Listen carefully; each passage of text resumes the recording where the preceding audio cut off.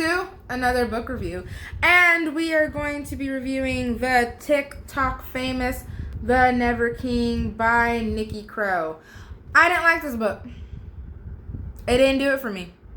I'm kind of mad that Book Talk convinced me so much to check this out. Now, don't get me wrong. This book had potential.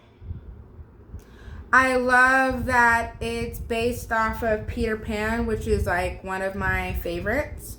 I love that it tried to give, Miss Crow tried to give some adult, dark vibes to a Disney classic. I like all that. I loved where she was going. I think that the true diamond portion of the book was ruined by her making it more smutty, if that makes sense. So basically, The Never King follows Winnie Darling, who's how it goes is the Darling women basically disappear on their 18th birthday. They go to Neverland, where they return with their minds kind of muddled.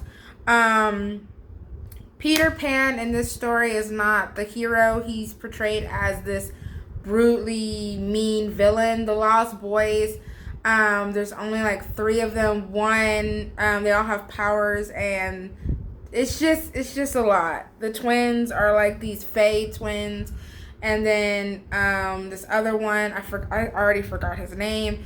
He's like the dark demonisk version of one of the Lost Boys, and it was just basically you took something that could have been a really good story and turned it into a reverse harem story covered in smut. And for it to be this thin, like all of this is mainly just smut.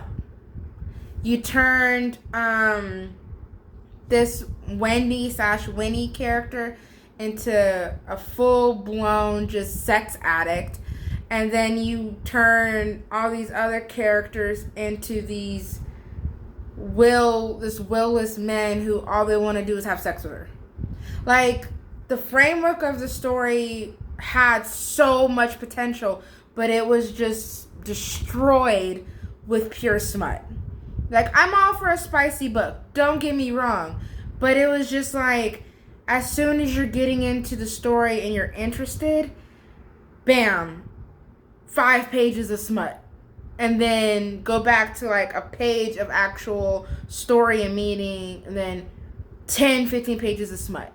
I'm like, I don't need all that. Like, you can't sit there and have a good smutty book without actual content. It just seems like, and then the fact that there's a sequel, I'm like, there didn't need to be a sequel because I'm pretty sure it's the same thin book.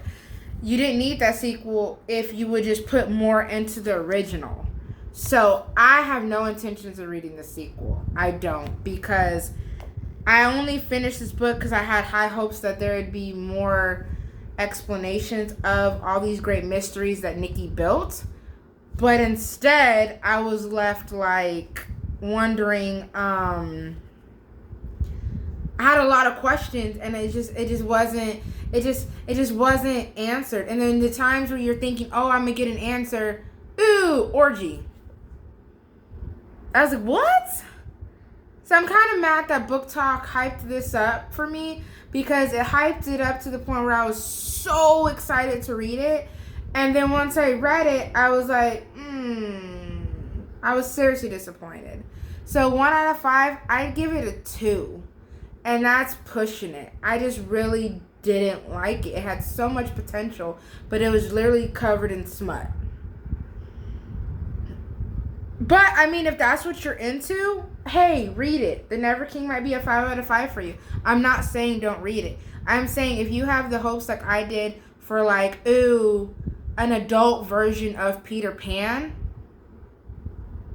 if you really, like, were thinking, oh, this is an adult version of Peter Pan, don't read it, because it wasn't. It was, like, basically watching a low budget version of Peter Pan. So Thank you for checking out my book review, and I hope this inspires you to check out some of the other books I reviewed. Thanks for watching.